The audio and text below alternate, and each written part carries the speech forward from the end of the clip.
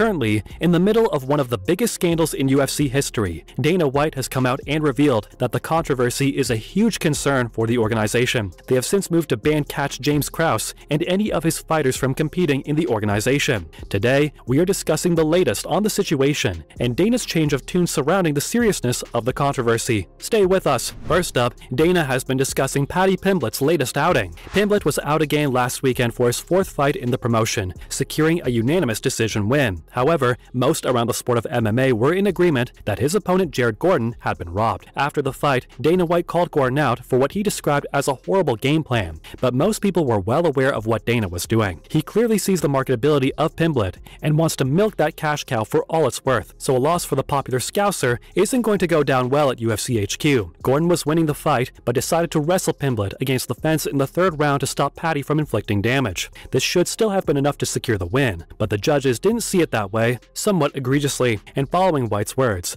Gordon himself responded, admitting that although it does suck to hear Dana say that, some of it might be rooted in truth. Gordon then explained that none of it really makes sense when you look at it from either perspective, meaning that the judges who gave Gordon the 3rd round clearly thought he lost the first 2, which he absolutely did not. He then said, "Unfortunately, I've got to accept the things I can't change and move forward," before adding, "It's just really hard for me to do right now. It's super fresh, and maybe in like a week or 2, I'll feel different." Give us your thoughts below.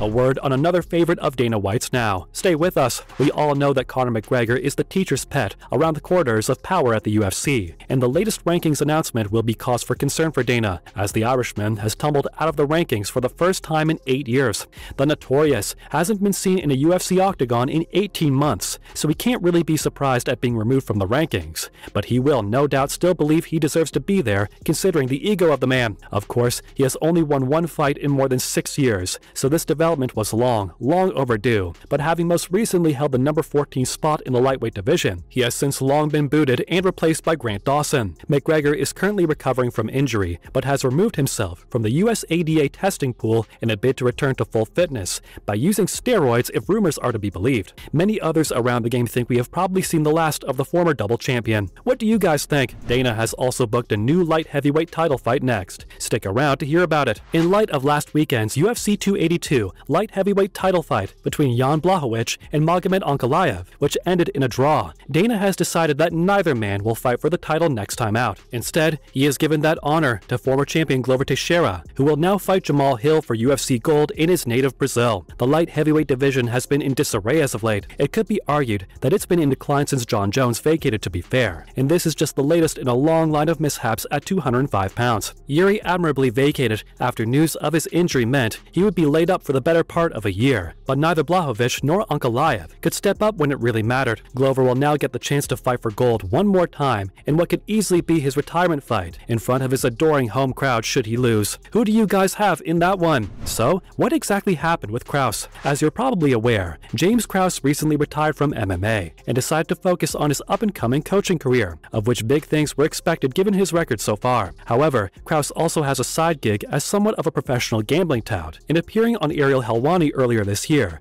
actually revealed that he makes much more money from his gambling picks week in week out than he does from his coaching career. On November 5th, Krause trained fighter Derek Minner took on Shailon Nurdenbeka at UFC Fight Night, but shortly before the bout, bookmakers noticed an influx of cash on Nurdenbeka, so they were instantly intrigued by what was going on. Nurdenbeka then won the fight by TKO in the first, and an investigation was launched soon after. It later emerged that Minner was fighting injured, which Krause almost certainly knew about, so considering his gambling side hustle, accusations were then leveled at him that he knew and profited from his fighter's demise. Some even went as far to suggest that Minner himself was in on it, but that has so far not been proven. The day after, ESPN revealed that US Integrity, a company that works with bookmakers to investigate irregular activity, was looking into the peculiar betting patterns. Dana then came out swinging and suggested that there was absolutely zero proof that anybody that was involved bet on it, and that stuff happened all the time. So what's this about Dana changing his tune now? Let's see. Well, of course, it wasn't all that long ago that White was suggesting this would all blow over, but it seems as though he is taking it a little bit more seriously now. Dana recently went in on athletes who bet on fights at the recent UFC 282 presser, saying, "If you are that effing stupid and anyone else wants to do it, knock yourself out." Of course, since the whole thing blew up, UFC gambling has been outlawed in both Alberta and Ontario, and with the increased media interest in the topic, White seems to be a little bit more worried, which was evidenced recently when he told ESPN it is a huge concern. He explained that now there is an official investigation, and it seems as though some of the coaches and even fighters might have benefited from the situation. Then it's a bit more real. The UFC boss then revealed that they have always warned fighters about the dangers of gambling and added, "Obviously don't. I mean, do you know how stupid you have to be to get involved in something like that? Everybody. It gets caught. You always get caught, and all they have to do is follow the money. Follow the money, you know? But there are a lot of people in prison for really stuff. People really are that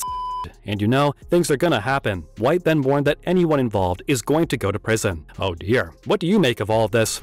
So, what does all this mean for the sport? Stay tuned to find out. Well, any MMA and UFC fan has to admit that it doesn't particularly look good. In the wake of the Krause scandal, you can almost certainly bet your bottom dollar that the UFC and MMA in general will now tighten the rules around anyone associated with the organization gambling on and benefiting financially from their fighters or the outcome of a fight. Krause freely admitted that he bets on every single fight on an episode of the MMA Hour back in August, before adding that he has a Discord server like 2,000 members in it. We crush it. He then added, "Last week we destroyed it. I take over people's accounts and play for them. I do pretty well. I make more money gambling on MMA than I do anything else." Krause's candor will almost certainly mean that this type of thing will be restricted moving forward. Whilst we have no problem with bookmakers losing money, there needs to be controls in place to make sure that people are winning fairly. Of course, fighters can no longer bet on themselves, and as well as the aforementioned Canadian provinces banning UFC gambling, New Jersey have also banned Krause from cornering fights in the state. Of course, MMA is still relatively new, and although it has exploded in popularity over recent years,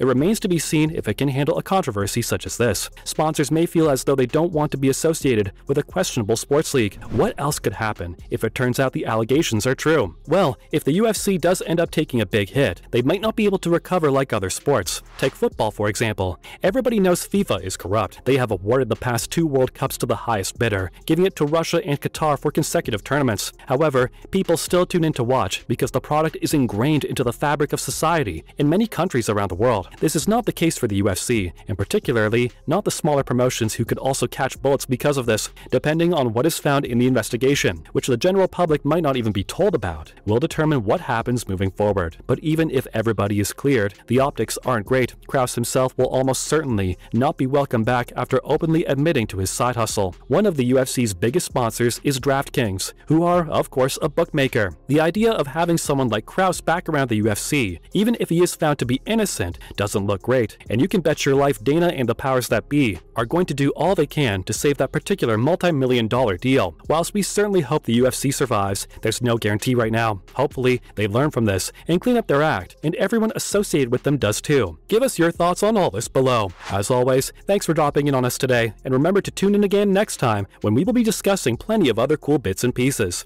And why not do us a big favor by liking today's video, whilst also sharing it with any UFC heads you know of. Also, be sure to hit the subscribe button with notifications on. See you guys in the next video.